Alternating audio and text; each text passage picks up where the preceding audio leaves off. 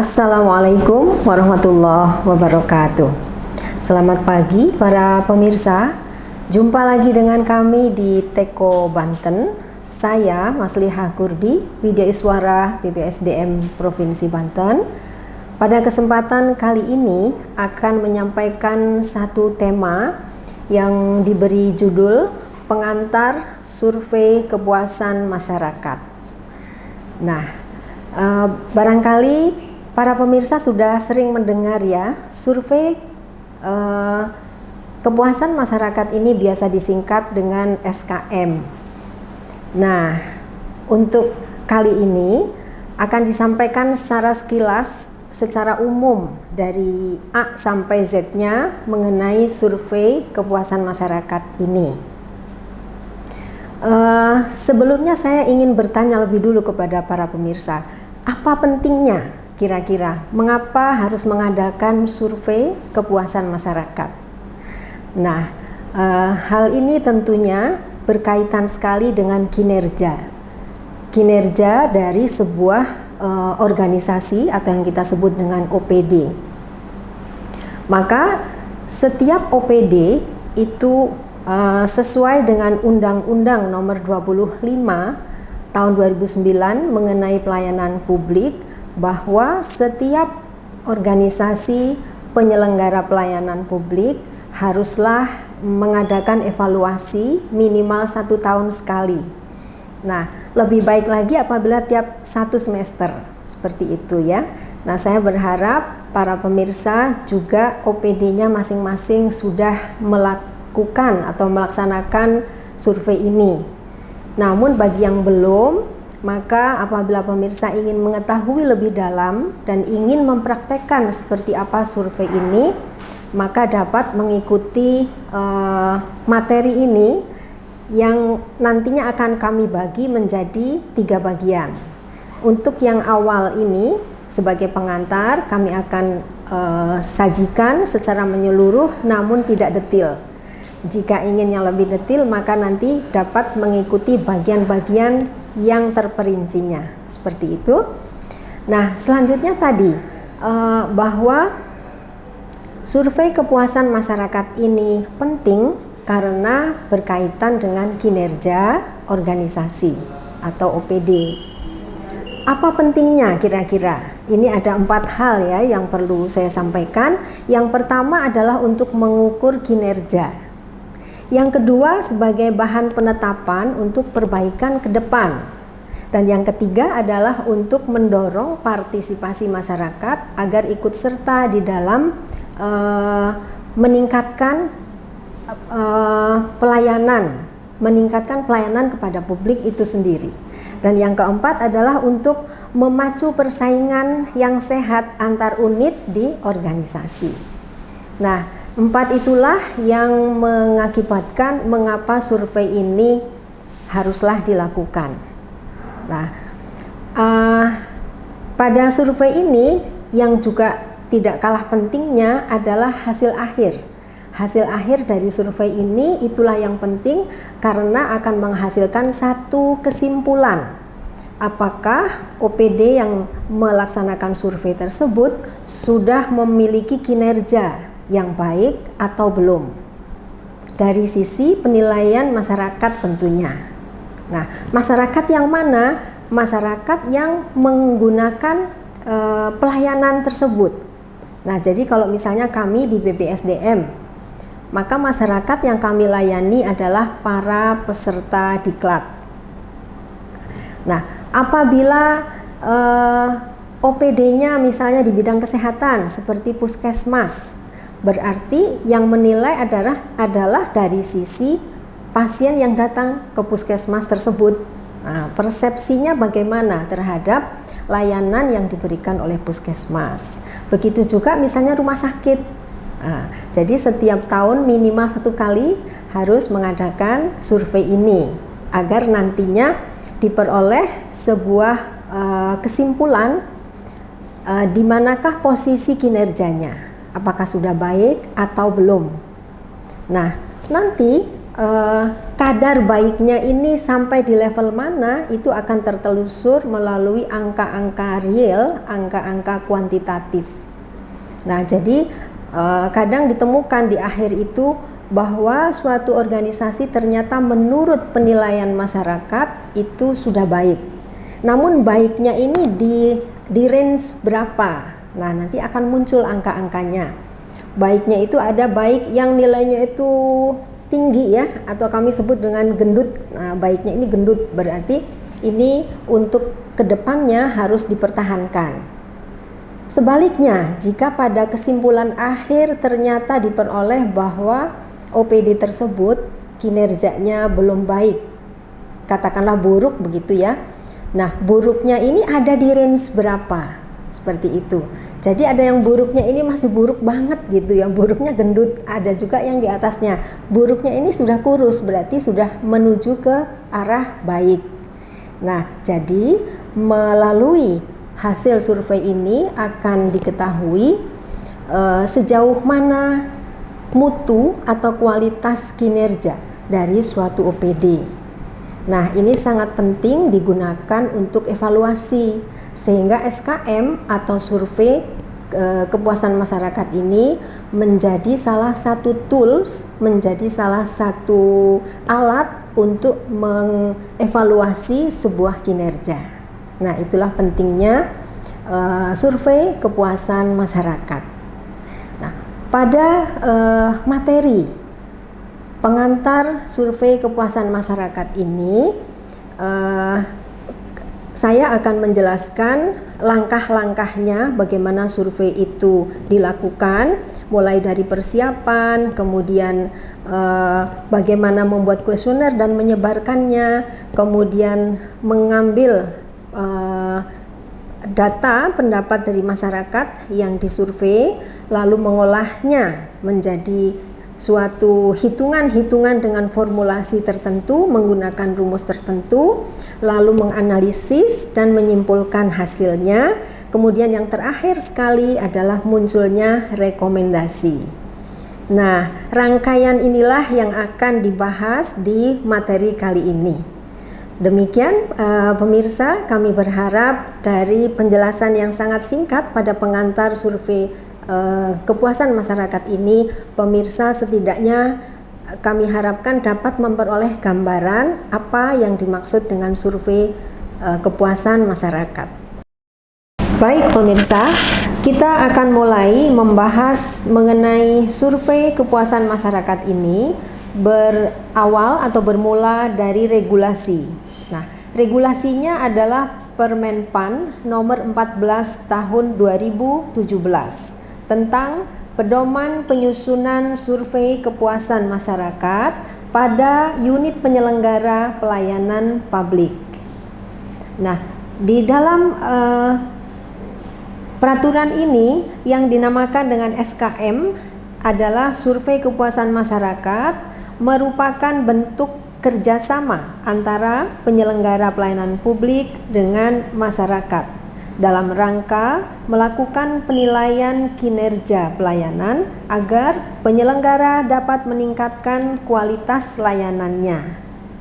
Nah, selanjutnya, adapun tujuannya melaksanakan survei ini adalah untuk mengukur tingkat kepuasan masyarakat sebagai pengguna layanan dan meningkatkan kualitas penyelenggaraan pelayanan publik. Adapun sasarannya ada 4, yaitu mendorong partisipasi masyarakat. Yang kedua adalah meningkatkan kualitas pelayanan, lalu mendorong inovasi pelayanan, dan yang keempat adalah mengukur tingkat kepuasan masyarakat.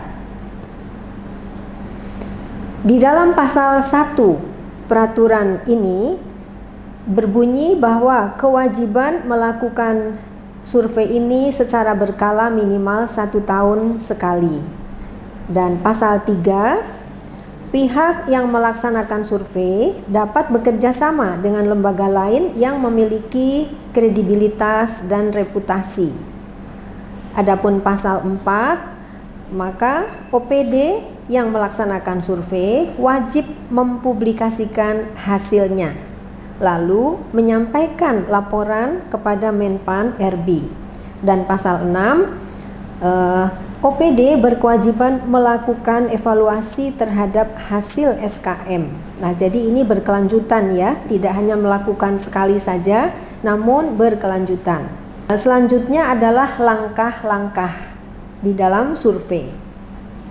Ada 5 langkah penting. Yang pertama adalah persiapan, yang kedua pengumpulan data, yang ketiga pengolahan data, yang keempat analisis hasil atau evaluasi hasil, dan yang kelima adalah pelaporan dan publikasi.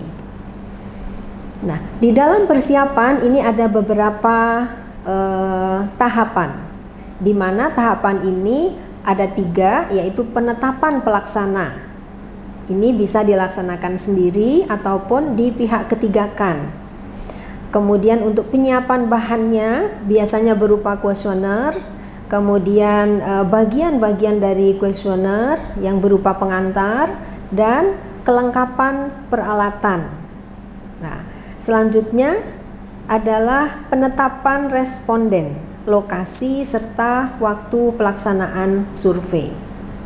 Di sini jumlah responden dapat menggunakan data berdasarkan populasi sesuai dengan tabel yang disebut biasanya tabel Morgan. Walaupun tabel ini sebetulnya namanya Krejci-Morgan, tapi biasa disingkat saja dengan tabel Morgan sebagaimana terlampir ya. Nanti pemirsa bisa melihatnya di lampiran. Yang berikutnya adalah lokasi dan waktu pengumpulan data. Nah, jadi ini apabila respondennya sangat banyak sekali seperti kami di BPSDM sampai ratusan atau bahkan ribuan seperti itu, maka tidak harus seluruhnya disurvei namun menggunakan formulasi dari tabel Morgan ini. Nah, ini adalah alat dan bahan untuk persiapan tadi. Ini adalah contoh kuesioner dan format pengolahan data. Kuesioner biasanya bentuknya seperti ini, yaitu responden disilahkan untuk melingkari 4 pilihan. Ada A, B, C, D. Seperti itu. Kalimatnya disesuaikan dengan maksud dari pertanyaan. Kalau ini misalnya kalimatnya, bagaimana pendapat saudara tentang kesesuaian persyaratan? Seperti itu. Nah, jawabannya responden bisa memilih A, tidak sesuai, B, kurang sesuai, C, sesuai, dan D, sangat sesuai. Jadi ini sebagaimana skala Likert, kuesioner ini disusun. Adapun indikator atau unsur-unsur yang dimintakan pendapatnya atau yang ditanyakannya ada 9 unsur. Nah, 9 unsur ini apa saja? Nanti pemirsa bisa melihatnya di Permenpan tersebut. Nah, di sini juga ada ya, nomor 1 persyaratan, nomor 2 itu kemudahan prosedur dan sebagainya. Yang jelas 9 persyaratan ini minimalnya. Jadi kalau mau lebih dari 9 tentu boleh, karena untuk lebih detail seperti itu bisa menggunakan lebih dari 9 unsur. Kemudian di sini ada unsur-unsur SKM sesuai dengan Permenpan 14 2017. Nah, 9 ini adalah persyaratan. Kemudian nomor 2 sistem, mekanisme dan prosedur. Yang ketiga waktu penyelesaian, biaya, tarif dan sebagainya. Dan yang ke-9 adalah sarana dan prasarana. Nah, ini kurang lebih untuk keperluan bahan yang harus disiapkan. Selanjutnya yang dimaksud dengan tabel Krejci-Morgan atau tabel Morgan, ini sudah ada ketentuannya. Pada dasarnya tabel Morgan ini untuk mempermudah apabila respondennya sangat banyak. Nah, jadi di sini populasi ini adalah responden ya, apabila jumlah respondennya 10, maka 10-10-nya harus disurvei. Apabila respondennya 15, maka boleh 14 saja. Jadi di sini ada kolom populasi menunjukkan banyaknya responden, sedangkan sampel ini adalah batas berapa responden ini, yang berapa jumlah masyarakat yang bisa dijadikan sampelnya, seperti itu. Jadi kalau di sini ada 10, di sini 10. Kemudian di sini kita lihat untuk jumlah responden yang paling bawah ini 210 ya. Maka yang dijadikan sampel, yang dijadikan responden itu boleh 136. Nah, bagaimana formulasinya? Ini sudah langsung menjadi sebuah tabel ya. Jadi seperti ini. Nah, kita lihat populasi yang terbanyak di sini adalah 1 juta. Apabila 1 juta masyarakat penerima pelayanan yang akan disurvei, maka yang dijadikan responden cukup 384. Nah, ini meringankan meringankan penghitungan seperti itu ya. Nah, berikutnya adalah bagian kedua, yaitu pengumpulan data. Ini kita sebut dengan teknik survei. Jika survei ini menggunakan kuesioner, maka gunakanlah kuesioner yang bisa melalui elektronik ataupun secara manual. Atau bisa juga dengan wawancara secara tatap muka. Atau bisa juga kuesioner melalui pengisian sendiri, seperti yang dikirimkan melalui surat begitu. Ini bisa juga elektronik, bisa juga dengan diskusi kelompok terfokus. Ini apabila masyarakatnya sedikit ya yang ingin kita survei, tidak terlalu besar, maka bisa dengan diskusi. Kemudian yang terakhir adalah wawancara tidak berstruktur melalui wawancara yang mendalam. Nah, jadi tergantung dari tujuan survei. Selanjutnya adalah pengolahan data. Nah, di pengolahan data ini memerlukan ketelitian tentunya. Ketelitian dan biasanya kita bisa menggunakan Excel ataupun SPSS dan sebagainya. Namun secara mudahnya inti dari penghitungan itu adalah sebelum dihitung kita memberi kode dulu. Sehingga pengolahan data ini dinamakan langkah kode. Memberikan kode-kode. Jadi kalau peserta tadi melingkari huruf A, nah huruf A ini nilainya berapa? Diberikan kode-kode lalu dimasukkan nilainya ke sini. Contohnya ini, untuk U1 adalah unsur persyaratan, ya dituliskan di sini U1. Kemudian unsur yang kedua adalah tentang prosedur pelayanan. Di sini ada U2. Jadi yang ke arah kanan ini, satu baris ini berisi 9 unsur yang menjadi indikatornya, mulai dari persyaratan yaitu U1 sampai dengan U9. U9 itu apa? U9 adalah sarana dan prasarana. Nah, kemudian kita ikuti kolom yang pertama dulu ya, U1 untuk unsur persyaratan. Kita masukkan dari hasil pengkodean tadi, ini responden 1 memberikan nilai berapa untuk unsur persyaratan.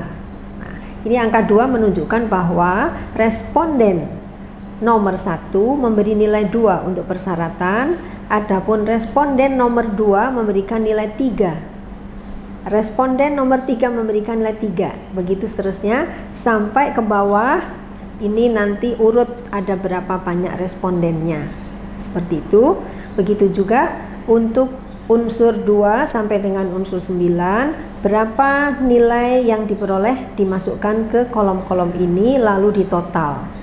Nah, totalnya ada berapa untuk unsur yang pertama, totalnya ada berapa untuk unsur yang kedua, ketiga sampai dengan unsur yang terakhir yaitu sarana dan prasarana. Kemudian ini kita masuk ke formulasinya. Di dalam mengolah ini yang penting kita ingin melihat berapa IKM. IKM adalah indeks kepuasan masyarakat. Nah, IKM ini formulasinya adalah total nilai per unsur dibagi dengan jumlah responden. Nah, dengan gambaran seperti tabel ini, total nilai per unsur misalnya di U1 adalah 8 ya, maka 8 ditaruh di sini. Total jumlah respondennya ada 3, ini 1, 2, 3. Jadi 8 dibagi 3 hasilnya adalah 2,67. Ini adalah nilai IKM yang diperoleh untuk unsur 1. Bagaimana dengan unsur 2? Nah, karena kita akan mencari IKM tiap-tiap unsur, berarti akan dihasilkan 9 nilai IKM.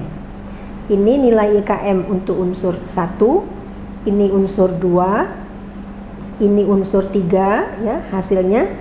Kemudian ini unsur 4, nilai IKM-nya diwarnai merah-merah, ini tandanya nilai IKM. Nah, kemudian total nilai semua unsur ditotalkan hasilnya berapa. Nah, setelah itu maka skor dari kepuasan masyarakat secara total ini diformulasikan total nilai semua unsur dibagi dengan jumlah responden kali jumlah unsur dikalikan 100 dibagi 4. Nah, 100 ini dari mana? 100 ini adalah range tertinggi. Nah, jadi skala tertingginya itu 100. Adapun 4 ini nanti kita akan membagi kriterianya menjadi A, B, C, D. Seperti itu. Ada 4 kriteria yang akan diperoleh. Kalau A ini nanti namanya kinerjanya sangat baik. Dari sisi mutu ya, dari sisi kualitas A sangat baik. Seperti kita memberi nilai lah seperti biasa A, lalu grade di bawahnya B, di bawahnya C, dan di bawahnya D. Jadi ada 4, maka ini 100 dibagi 4. Nah, kemudian dipindahkan di sini. Nah, total semua nilai unsur ada 80 dibagi dengan 3 kali 9. 3 tadi jumlah responden, 9 ini apa? 9 adalah jumlah unsurnya. Nah, kemudian dikalikan dengan 100 dibagi 4, hasilnya adalah 2,96. 296 ini harus dikalikan dengan 25. Dari mana 25? 25 adalah interval. Intervalnya dari 100 dibagi 4. Nah, jadi skala 100 dibagi 4 kriteria, maka intervalnya itu 25 digunakan sebagai faktor pengali.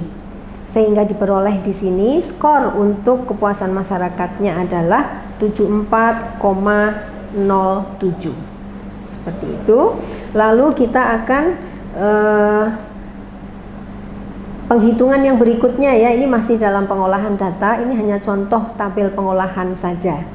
Ini nanti sudah ada kolom-kolomnya untuk memasukkan nilai-nilainya. Berikutnya adalah analisis hasil atau evaluasi hasil SKM. Nah, tabelnya bentuknya seperti ini. Tabelnya itu ada nilai persepsi, terdiri dari 4 persepsi, 1, 2, 3, 4. Ada nilai interval, ada nilai interval konversi, kemudian mutu pelayanan dan kinerja unit pelayanan. Nah, jadi apabila nilai yang diperoleh itu adalah pada range antara 1 sampai dengan 2,5 sekian, maka dikonversi menjadi 25 sampai dengan 64, berarti mutu pelayanannya tidak baik. Berarti kinerja unit pelayanannya tidak baik. Mutunya ada di D. Bagaimana dengan mutu pelayanan C? Mutu pelayanan C itu dinamakan kinerjanya kurang baik. Nilai interval konversi yang diperolehnya ada di kisaran 65 sampai dengan 76,60. Nah, untuk selanjutnya, apabila mutu pelayanannya A sehingga kinerja itu dikatakan sangat baik, ini apabila perolehan dari penghitungan nilai-nilai tadi IKM dan SKM-nya berada di range 88,31 sampai dengan 100. Nah, inilah hasil dari analisis apakah sebuah OPD ini kinerjanya sudah baik atau masih kurang baik, dan seperti apa mutu pelayanannya, ada di A, B, C, atau D. Nah, dan akhirnya dari analisis ini akan dihasilkan sebuah rencana tindak lanjut. Misalnya di sini ketemulah skor untuk kepuasan masyarakatnya nilainya 7,07. Nah, bagaimana rencana tindak lanjutnya? Nah, kita akan melihat di sini rencana tindak lanjut perbaikan dapat dilakukan dengan prioritas, dimulai dari unsur yang paling buruk hasilnya, ya paling rendah nilainya ya, dan disusun untuk jangka pendek, jangka menengah, atau jangka panjang. Jadi kita bisa melihat dari prioritas peningkatan kualitas pelayanannya. Mana-mana yang harus ditingkatkan? Yang harus ditingkatkan tentu yang memperoleh nilai yang terendah. Nah, di sini yang terendah dikasih tanda merah. Untuk unsur yang ketiga, nah IKM-nya mendapat nilai 2. 2 itu artinya mutu kinerjanya D. D artinya buruk ya. Terus untuk U7, unsur ketujuh. Unsur ketujuh tadi apa sih ya? Kita lihat di pedomannya. Jadi di sini untuk contoh ini ada 3 unsur yang dalam rencana tindak lanjut itu mendapat prioritas untuk ditingkatkan. Nah, apa saja unsur yang harus ditingkatkan, yaitu U3 dan U7. Sebaliknya di sini juga ada yang sudah memperoleh nilai tertinggi 4. 4 itu setara dengan A. Ada di unsur berapa? Ada di unsur 5. Jadi bagaimana kalau sudah bagus? Berarti dipertahankan. Untuk tahun berikutnya jangan sampai yang sudah dapat A ini turun menjadi 3 atau bahkan 2. Seperti itu. Inilah fungsinya mengapa harus melakukan survei, supaya kita tahu mutu kinerja pelayanan yang diberikan itu sudah sejauh mana menurut persepsi dari masyarakat yang menerima layanan. Saya kira itu. Kemudian untuk pelaporan dan publikasi, tadi dikatakan bahwa hasilnya apapun itu harus dipublikasikan. Maka poin 1, setiap instansi pemerintah perlu menunjuk atau menugaskan unit kerja tertentu yang secara independen dapat melakukan pemantauan dan evaluasi pelaksanaan penilaian kepuasan masyarakat. Nah, jadi untuk misalnya Provinsi Banten menunjuk salah satu OPD, siapa yang diberi tugas memantau dan mengevaluasi pelaksanaan survei ini untuk seluruh OPD-OPD lainnya. Yang kedua, melaporkan hasil pemantauan kinerja unit pelayanan kepada pimpinan instansi pemerintah yang bersangkutan sebagai bahan untuk penyusunan kebijakan dalam rangka peningkatan kualitas pelayanannya. Dalam rangka peningkatan transparansi hasil penyusunan SKM, unit pelayanan, rencana dan tindak lanjutnya wajib dipublikasikan kepada masyarakat agar dapat membandingkan indeks kinerja unit pelayanan secara berkala, maka dilakukan survei secara periodik. Ini apabila dilakukan di satu OPD ya, ada unit 1, unit 2 dan sebagainya. Adapun di tingkat yang lebih tinggi di provinsi, maka laporannya nanti salah satu dari OPD akan melaporkan ke Kementerian PAN dan RB. Ini contoh publikasi hasil SKM. Ini diambilkan contoh saja. Perbandingan nilai IKM rata-rata di RSUD Kota Yogyakarta pada semester 1 tahun 2017 dan semester 2 tahun 2017. Nah, 9 unsur pelayanan ini nilai SKM-nya seperti ini di tahun 2017 dan di semester 2-nya seperti ini. Ya, ada bedanya antara semester 1 dan semester 2. Ada peningkatan, kemudian keterangannya meningkat ya. Kalau meningkat itu sewajarnya, jangan sampai ada yang menurun tentunya.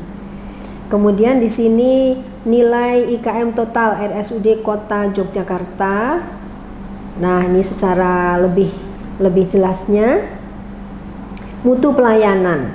Nah, kalau tadi membandingkan antara survei yang pertama dengan survei yang kedua di tahun 2017, kalau yang ini ingin menggambarkan mutu pelayanannya bagaimana. Nah, kita bisa melihat secara sekilas dari unsur 1 sampai unsur 9. Yang terendah diperoleh di unsur kelima, yakni produk sertifikasi jenis pelayanan, itu memperolehnya C. Nah, inilah yang menjadi prioritas untuk perbaikan di masa yang akan datang. Adapun yang lainnya yang masih B, BB ini tentulah harus ditingkatkan supaya menjadi lebih tinggi, yaitu A. Seperti itu. Saya kira pemirsa sudah dapat memberikan gambaran, dan hasil evaluasinya berupa apa? Hasil evaluasinya berupa rekomendasi. Nah, berikut ini adalah hasil dan rekomendasi dari survei kepuasan masyarakat. Kita akan melihat indikatornya dulu ya. Indikatornya itu pelaksanaan, kemudian publikasi, dan tindak lanjutnya seperti apa. Untuk hasil, sebuah OPD sudah melaksanakan SKM dan agar frekuensinya ditingkatkan serta berpedoman pada Permenpan RB. Ditingkatkan itu kenapa? Karena tadi yang dicontohkan itu melaksanakannya dalam 1 tahun itu berapa kali? Apakah hanya 1 kali ataukah 2 kali? Nah, yang disarankan adalah setiap 3 bulan sekali. Kemudian publikasinya bagaimana? Setelah melakukan survei, ternyata hasilnya belum terpublikasi dengan baik, sehingga rekomendasinya agar dapat memanfaatkan media informasi yang tersedia untuk mempublikasikan hasilnya. Nah, biasanya kan kalau publikasi ini ada yang masih secara konvensional, yaitu seperti rapat ya, kita undang, mengumpulkan orang lalu menyampaikan hasil. Nah, kalau di era sekarang ini publikasi disarankan bisa melalui media sosial, media-media informasi lainnya. Kemudian indikator yang ketiga adalah bagaimana tindak lanjut. Nah, untuk masa-masa yang akan datang, bagaimana nih perjalanan atau keberlanjutan dari survei ini. Nah, di sini rekomendasinya karena belum diperoleh informasi mengenai tindak lanjut dari pelaksanaan SKM yang telah dilakukan, maka agar dibuatkan rencana tindak lanjut tersebut. Nah, seperti apa ke depannya? Kalau tadinya itu pelaksanaannya 1 kali, ya ditingkatkan menjadi 2 kali. Kalau tadinya publikasinya masih terbatas, agar lebih luas, dan selanjutnya. Nah, inilah langkah-langkah yang dilakukan di dalam sebuah survei kepuasan masyarakat. Untuk lebih detailnya, silahkan para pemirsa untuk menyimak di bagian-bagian yang lebih detail dari langkah-langkah ini di Teko Banten. Demikian yang dapat saya sampaikan untuk pembahasan kali ini. Saya mengucapkan terima kasih atas perhatian pemirsa. Yang sedikit ini mudah-mudahan dapat memberikan manfaat. Billahi taufik wal hidayah. Assalamualaikum warahmatullahi wabarakatuh.